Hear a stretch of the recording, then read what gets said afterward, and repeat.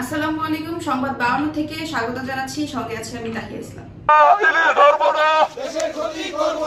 পদ্মা নদীর আয় দিয়ে আরেকটি পদ্মা সেতু বানানো যাবে। ডক্টর আসাদুজ্জামান রিপন, মুন্সিগঞ্জ প্রতিনিধি।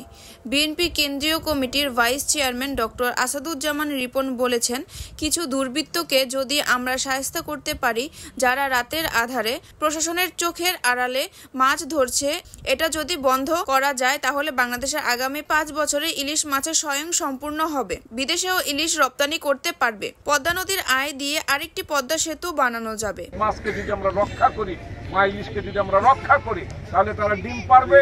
তারা ডিম পারলে লক্ষ কোটি ইলিশ মাছ এই দেশে উৎপাদন হবে। আমরা এটা রপ্তানি করতে পারবো, পরবর্তীতে আমরা খেতে পারবো, মাছের দাম কমে যাবে, সবার পাশে উঠবে মাছ। এই সামান্য যদি জ্ঞানটা আমাদের থাকে তাহলে আমরা অনেক, আমাদের দেশকে আমরা অনেক উন্নত করতে পারতাম।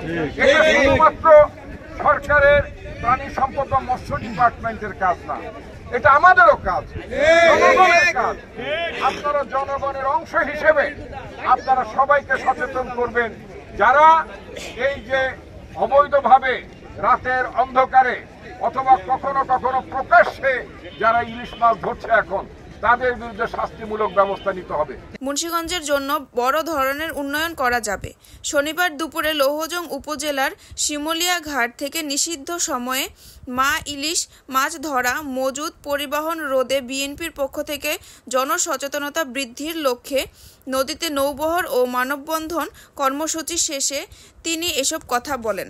তিনি আরও বলেন, আমার দলের কোনো চাঁদাবাজ থাকতে পারবে না। রাতে গোপনে গোপনে ইলিশ ধরবে, সরকারের ট্যাক্স ফাঁকি দেয়া ধনী ও ব্যবসায়ীদের আমাদের দরকার নাই। আমরা জনগণের রাজনীতি করি, জনগণের সাথে আছি। আমরা জনগণের পাশে কল্যাণের কর্মসূচি পালন করি, জনগণও আমাদের পাশে থাকবে। তাই আমরা ইলিশ ধরব না, দেশেরও শত্রু হব না।